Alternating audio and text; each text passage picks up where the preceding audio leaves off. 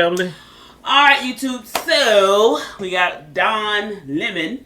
Who? Don Lemon? Oh, okay. Yeah, he works for over there at CNN, and so you may not like the topic, but he say that all the money that King Charles has inherited should be used to pay reparations to slaves. Okay, let's see what he got to talk about. All right. Well, Don Lemon just backed himself into a corner on live television, trying to pin reparations for slavery on Britain in an interview with a royal commentator. And then you have those who are asking for reparations for colonialism, and they're wondering, $100 billion, $24 billion here and there, $500 million there. Some people want to be paid back, and members of the public are wondering, why are we suffering when you are, you have all of this vast wealth? Those are legitimate concerns. Well, I think you're right about reparations in terms of if people want it, though, what they need to do is you always need to go back to the beginning of a supply chain. Where was the beginning of the supply chain? That was in Africa, and when across the entire world, when the slavery was taking place, which was the first nation in the world that abolished slavery? The first nation in the world to abolish it. It was started by William Wilberforce, was the British. In Great Britain, they abolished slavery. 2,000 naval men died on the high seas trying to stop slavery. Why? Because the African kings were rounding up their own people. They had them on cages waiting in the beaches. No one was running into Africa to get them. And I think you're totally right. If reparations need to be paid, we need to go right back to the beginning of that supply chain and say who was rounding up their own people and having them handcuffed in cages. Absolutely, that's where they should start. And maybe, I don't know, the descendants of those families where they died in the high seas trying to stop the slavery, that those families should receive something too, I think, at the same time. Ooh. It's an interesting discussion, Hillary. Thank you very much. Absolutely epic. So who needs to be paid what? She was way back.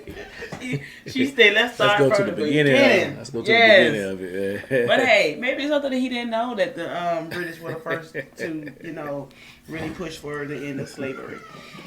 All right. She backed up on the corner. He didn't know what to say. My favorite point. No, he didn't know what to say. Point is the interesting Hillary. We'll continue this discussion. Somehow I doubt Hillary Fordwich is going to be a Don Lemon regular. What an interesting discussion that is. Look, he didn't expect that truth bomb to drop on at that moment. The truth is, history is complex, and the people involved in the grave sin of both racism and slavery, enslavement of people, that's going on today, ladies and gentlemen, all over the world, in places like China, in parts of Northern Korea, and places scattered elsewhere. We need to hear more about that, the contemporary examples of it, and not keep rooting through the annals of history and trying to dig up reparations for people in the present day. I mean, I often say my people were making paella and crushing grapes when this happened. We weren't here. So we were more enslaved than we weren't part of this.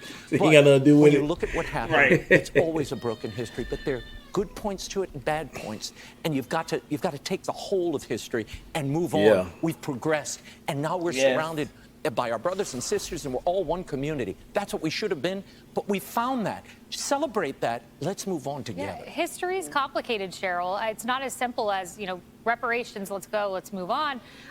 You have Henry Louis Gates Jr., a scholar in the New York Times, writing, while we are all familiar with the role played by the United States and the European colonial powers like Britain, France, Holland, Portugal, and Spain, there's very little discussion of the role Africans themselves played.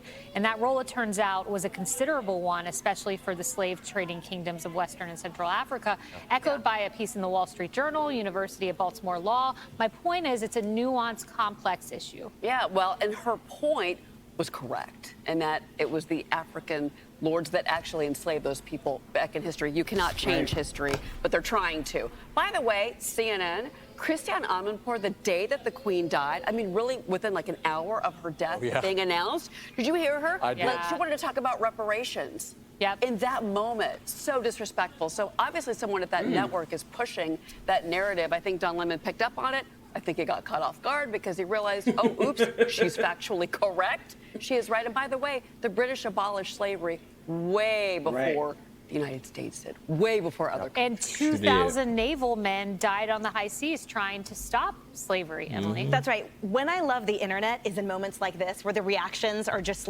as delicious as the original Genesis moment. And I love the word wrecked, spelled R-E-K-D, which was all over, R-E-K-T, whatever it is, which was all over after this interaction. And to that point, I thought CPAC Chair Matt Schlapp had sort of an amusing 2 cents thrown in, where he said, yeah, well, how about reparations to those who fought alongside former slaves to abolish American slavery? According to Lemon's logic, Democrats would need to pay reparations to Republicans. Kind of like it.